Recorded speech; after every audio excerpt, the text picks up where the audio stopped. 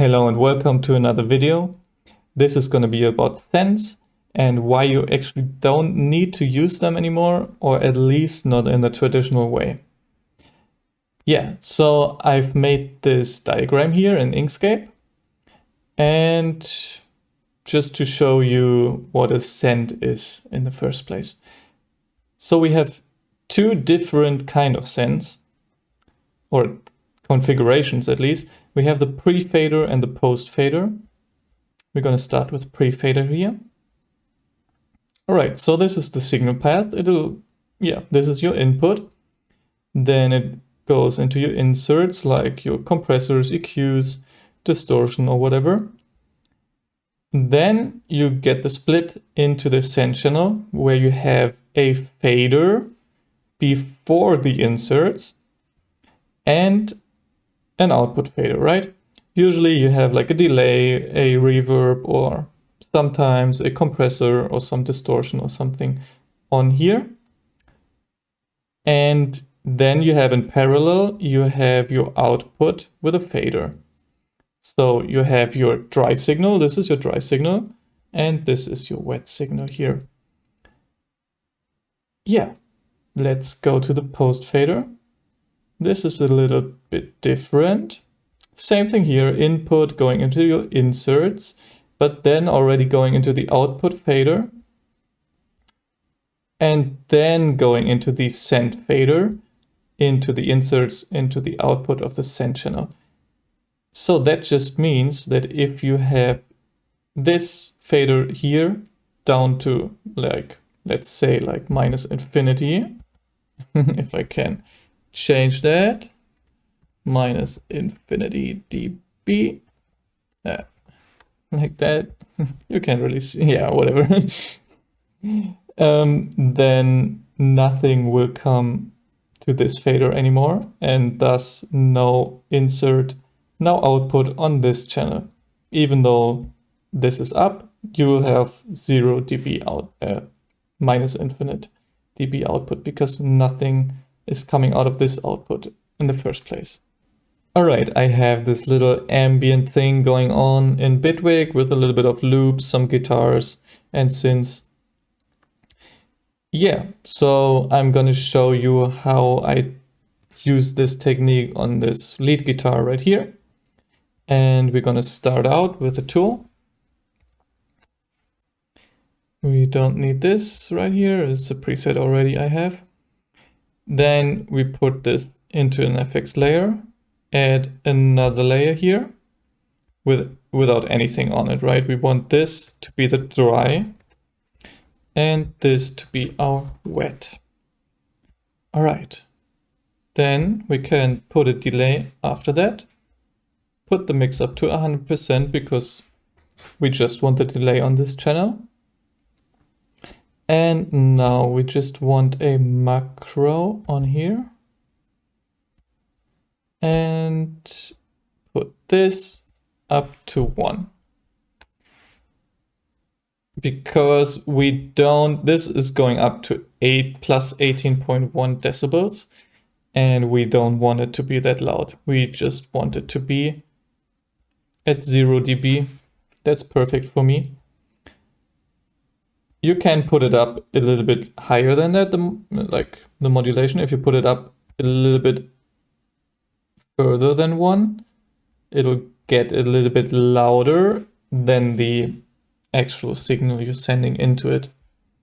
Sometimes you want that, so that's fine, but for now we're gonna stick with a 1 here. All right, so that's pretty much it, honestly. I've already put a tool before that because we're gonna need another fader.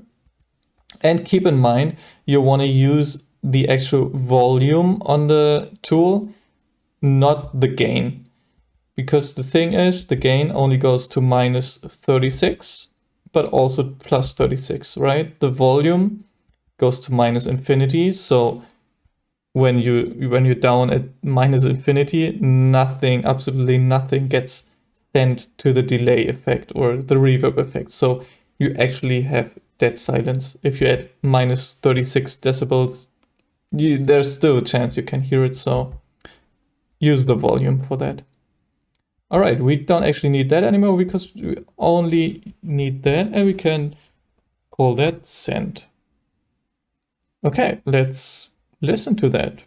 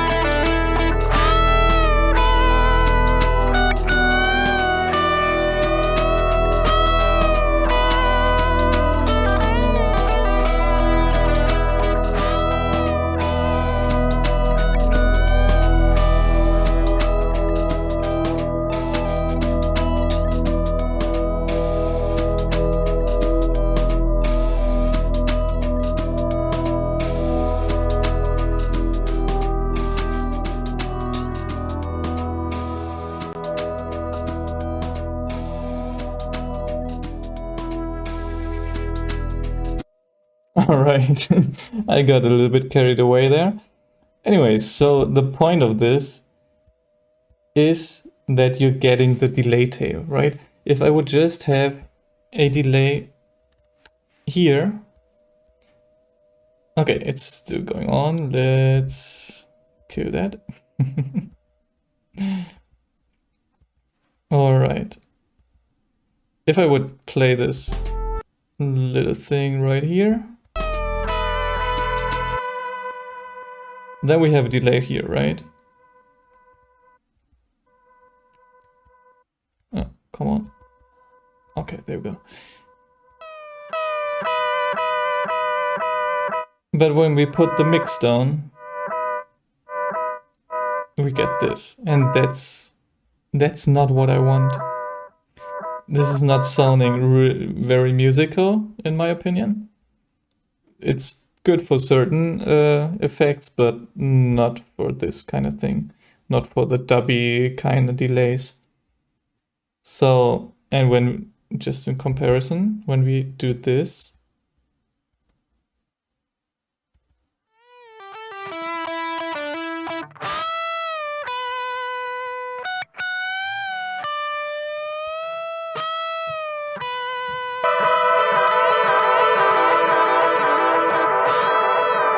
we can actually mute the dry channel, and it's still going, and this is the dub kind of delay. that I most of the time want. And also when you're like mixing into a new section, so you just want to have like a little bit of like a percussion hit, or like the end of a phrase going into the next thing with some delay or reverb, then this is actually pretty nice, because you can only send like a little bit of a signal into this, and only that will be repeating in the delay. If you would ramp up a wet signal, then everything that's not like before the automation, like you have like audio signal here and you ramp up the wet delay, then all this before you automated that up also gets sent to the delay.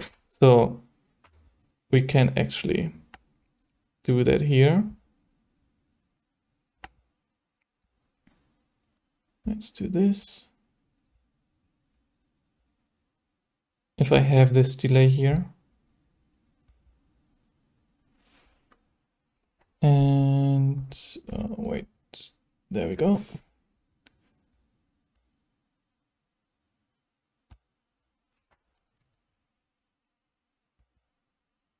Okay.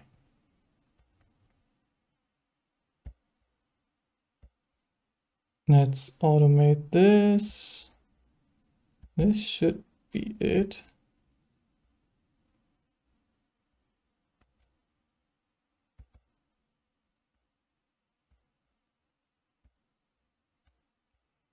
Let's just do it here. Okay, so if we do this now, do we turn off that?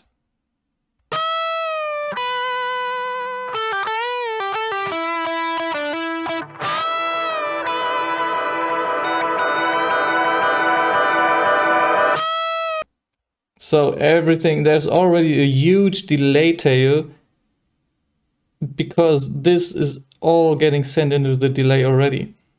If we're gonna do this with the send, it's gonna sound completely different, trust me. Same automation here. Okay. Oh wait, it's muted.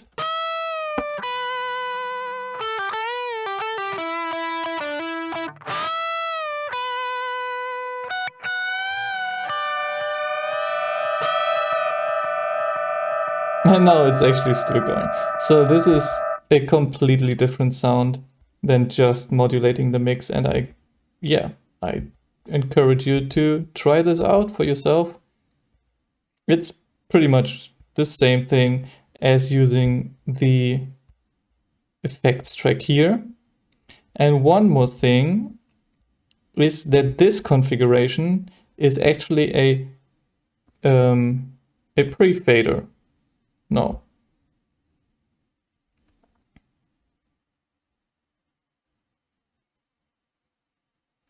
Okay, and one more thing. This configuration I showed you here is actually the pre-fader configuration, because when I put this fader down, you're still getting the send.